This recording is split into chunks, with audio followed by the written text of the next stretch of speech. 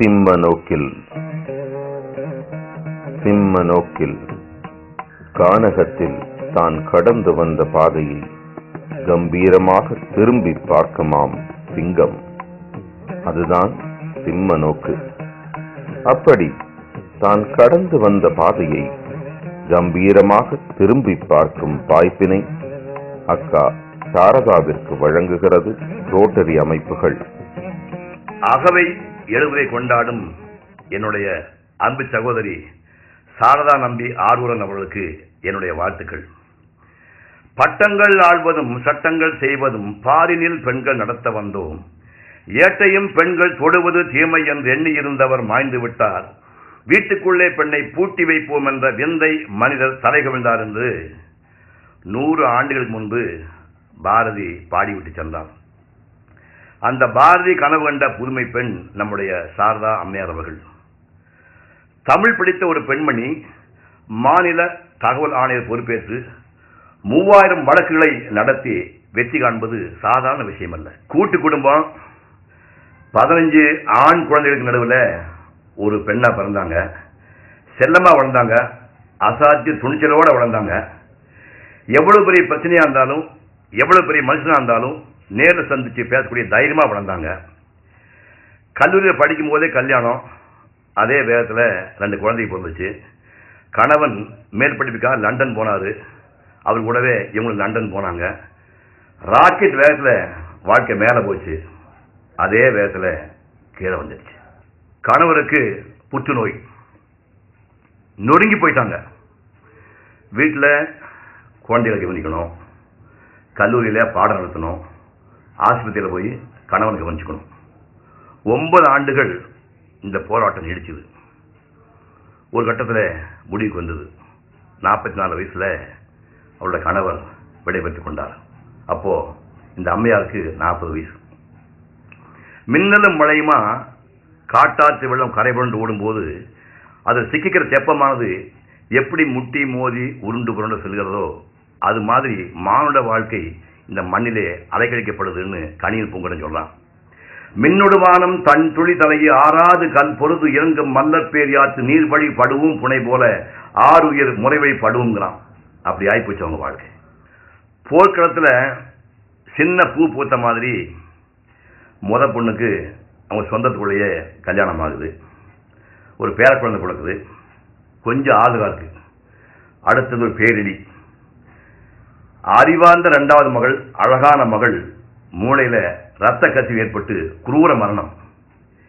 இத்தனை பேரிடிகளையும் தாண்டி அவங்க இன்னும் உயிர் வாழ காரணம் அவர் கற்ற தமிழும் கடவுள் மீது அவர் வைத்திருந்த நம்பிக்கையும் தான். இதுவும் கடந்து போகும் என்ற தத்துவப்படி துணிந்து வாழும் என் சகோதரியை இறைவன் இறுதி வரை காப்பானாக. வணக்கம். வணக்கம். தமிழையும் சைவத்தையும் 2 கண்களாக போற்றுகின்ற எங்க அம்மாவை பத்தி சொல்லணும்னா முதல்ல அவங்க பூர்வீகத்தை பத்தி சொல்லணும். முருகனின் பக்தராய் திருப்புகழை பாடிட்டே இருந்த தந்தை ஐயம்பெருமாள் பிள்ளை. திருமுருகாற்றுப்படைய பொழுதன்னைக்கும் மனப்பாடமா சொல்லிட்டு இருந்த எங்க பாட்டி ஜானகி அம்மாள். குழந்தைக்கு நாவிலே தமிழும் இசையும் நடனமாட போதுன்னு தெரிஞ்சுதானோ என்னவோ எங்க பாட்டி அப்பவே எங்க அம்மாவுக்கு சாரதான்னு பேர் வச்சாங்க. புகுந்த வீட பத்தி சொல்லணும்னா பொழுதன்னைக்கும் கையில திருமுறைகளை வைத்து ஓதிக்கொண்டிருந்த மாமனார் குஞ்சிதபாதன் பிள்ளை. மாமியார் திரிபுர சுந்தரி, மறைமலை அடிகளுடைய இளைய மகள். எங்க அம்மாவுக்கு அரசாங்க வேலை வாய்ப்பு வந்த போது எனக்கு வயது 1. வீட்டுல கடும் எதிர்ப்பு. எங்க அப்பாவுக்கு எங்க அம்மா வேலைக்கு போறது பிடிக்கல. எங்க ஆத்தா, எங்க அப்பாவோட அம்மா, அந்த காலத்திலேயே Nungambakkam corporation girls high secondary ஸ்கூலுடைய தலைமை ஆசிரியராக இருந்தவர். தைரியமாக ஒரு முற்போக்கு சிந்தனையோட மருமகளை வந்து நீ கட்டாயமா வேலைக்கு போ, எதுக்கு எம்ஏ படிச்சுட்டு வீட்டுல இருக்கணும், குழந்தைய நான் பாத்துக்கிறேன் என்று சொல்லி வேலைக்கு அனுப்பி வைத்த ஒரு மாமியார். அப்புறம் எங்க அப்பா நம்பி ஆரூரன். அந்த காலத்துல சொல்லுவாங்க கணவனே கண் கண்ட தெய்வம் அப்படின்னு. ஏன்னா பெண்களுக்கு படிப்பறிவு மறுக்கப்பட்ட ஒரு காலத்துல 12 வயசுல திருமணமாகி கணவன் வீட்டுக்கு போறப்ப கணவன் தான் குருவாக இருந்து கல்வி சொல்லி கொடுத்த காலம். எங்க அம்மா படிக்கிற கல்யாணம் ஆகிறப்போ எம்ஏ 2ஆம் ஆண்டு படிச்சுட்டு இருந்தாங்க. அதுக்கப்புறம் எங்க அப்பா வந்து படி எழுது. எங்க அம்மா நல்லா சமையல் பண்ணுவாங்க. ஆனா எங்க அப்பா சொல்லுவாங்க சமையக்கட்டுல நேரத்தை வீணாக்காத, அந்த நேரத்துல வந்து ஒரு 4 புக்ஸ் படி, உனக்கு நல்லதா இருக்கும்னு.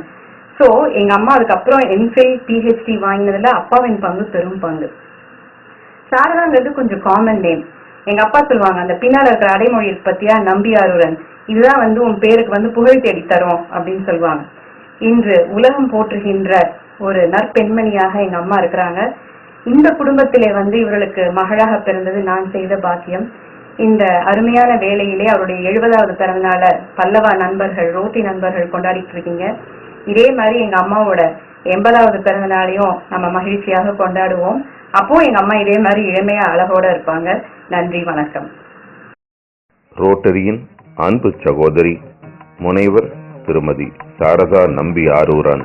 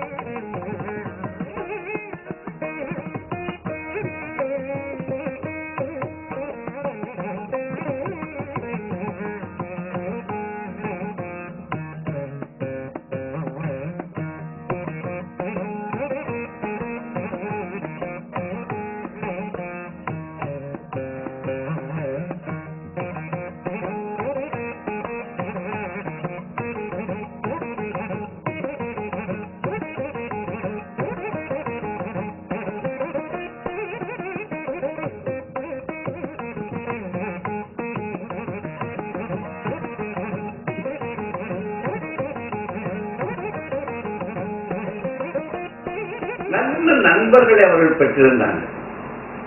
எவரையும் பகைச்சிக்க மாட்டாங்க. இன்னொரு அவங்ககிட்ட ரொம்ப பாராட்ட வேண்டிய விஷயம் என்னன்னு சொன்னா, அவர்களிடம் நல்ல நிறைவு இருக்கிறக்காக பார்த்தாங்கன்னா எவ்வளவு பாராட்ட முடியுமோ வாய்ந்திருந்து பாராட்டுவாங்க.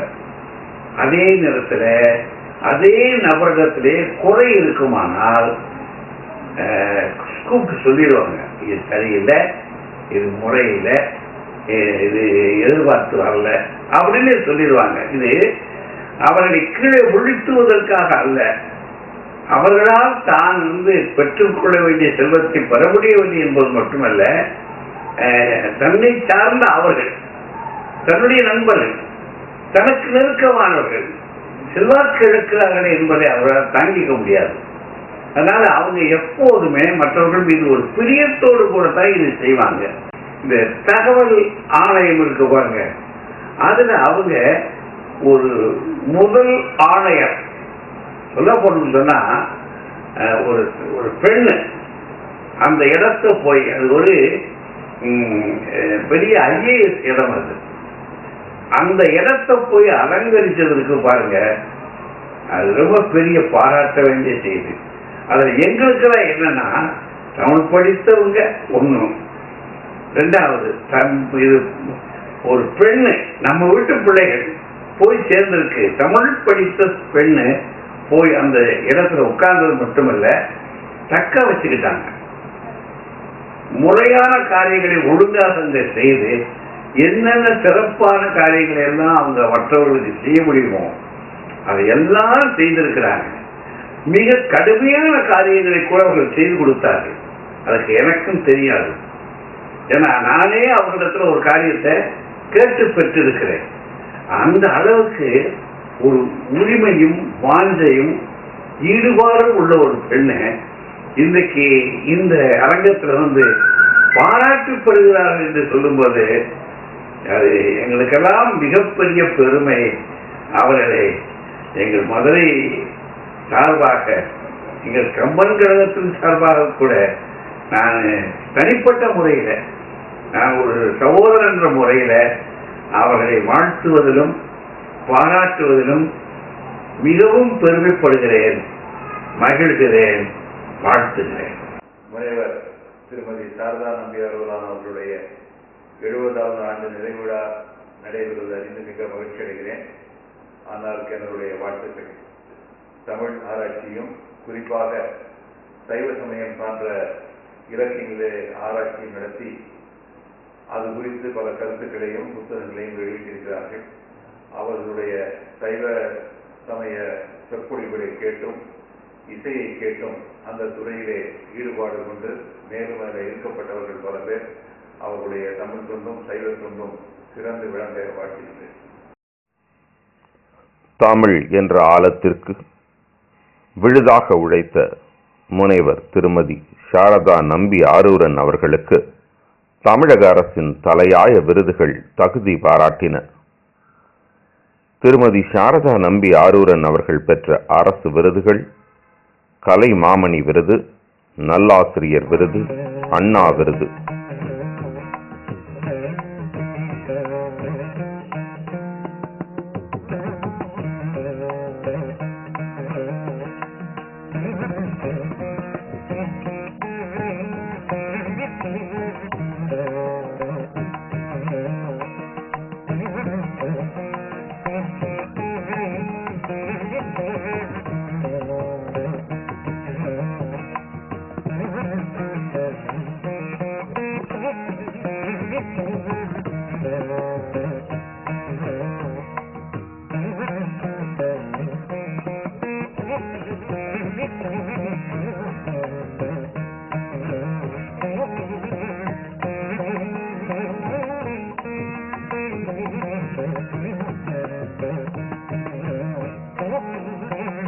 எப்பவும் எங்களுக்கு அவங்க அக்கா தான்.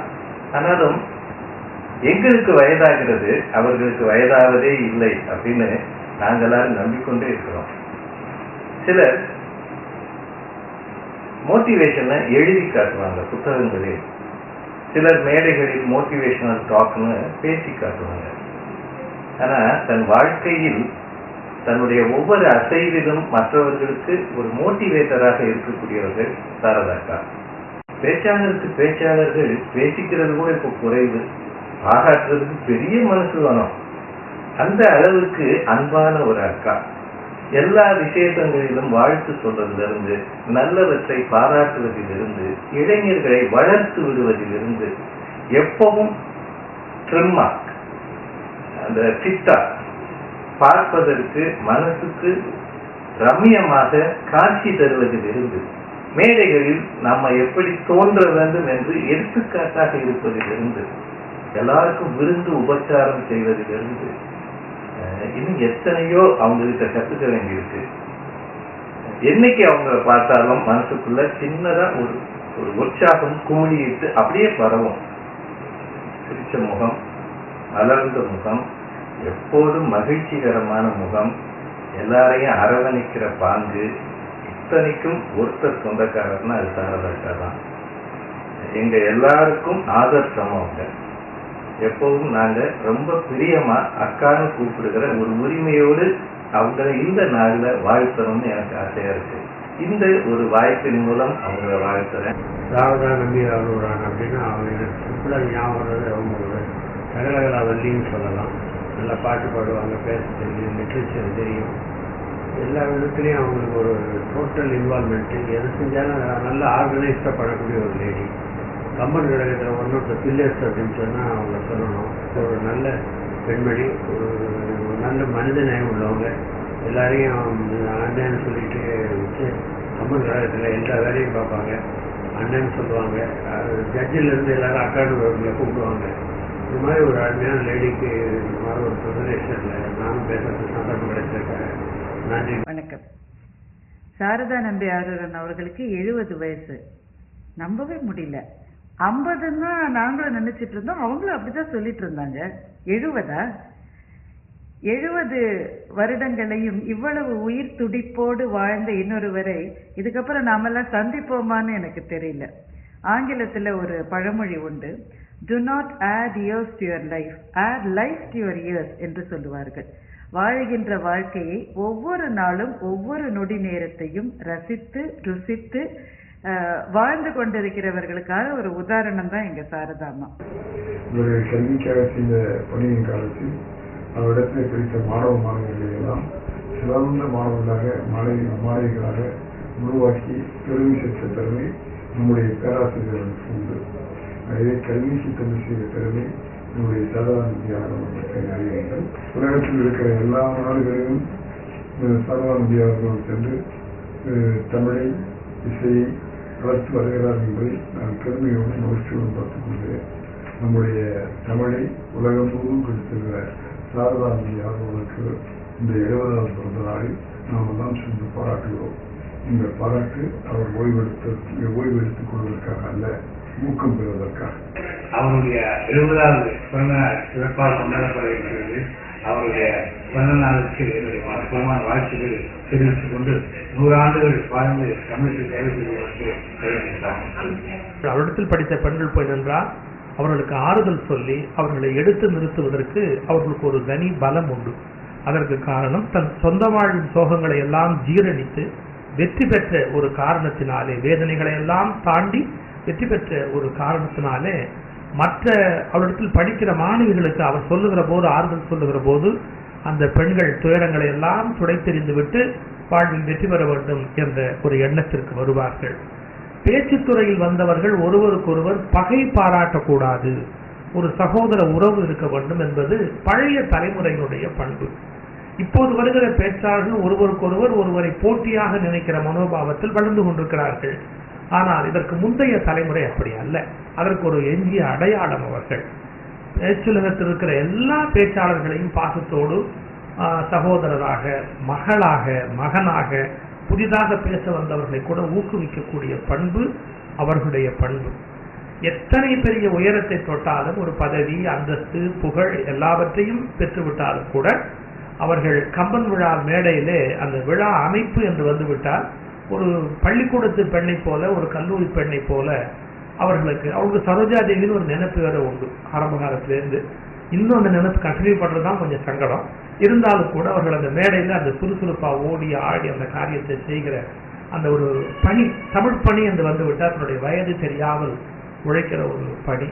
எங்கள் குடும்பத்தில் ஒருவர், அவருக்கு என்னுடைய மனம் கனிந்த பிறந்த நாள் வாழ்த்துக்கள். அதிலும் 70, இனி உங்களுக்கு ஒரு புதிய வாழ்க்கை 70 என்ற நினைப்போடு அவர்கள் மிகப்பெரிய புதிய சாதனையை செய்து காட்ட வேண்டும். இனிதான் அவர் தமிழுக்கு செய்ய வேண்டிய வேலைகள் நிறைய இருக்கின்றன என்பதை இந்த சமயத்தில் அவர்களுக்கு நான் ஞாபகப்படுத்த விரும்புகிறேன். அக்கா, உங்களுக்கு என்னுடைய அன்பான பிறந்த நாள் வாழ்த்துக்கள். எதையும் இறுக பற்றி கொள்ளாமல் என் கரங்கள் இரண்டையும் திறந்து வைக்கிறேன். இறைவன் தடுப்பதை தாங்கிக் கொள்கிறேன். இறைவன் கொடுப்பதை வாங்கிக் கொள்கிறேன். இமைப்பொழுதும் என் நெஞ்சில் நீங்காதான் தாழ்வாழ்க. நன்றி, வணக்கம்.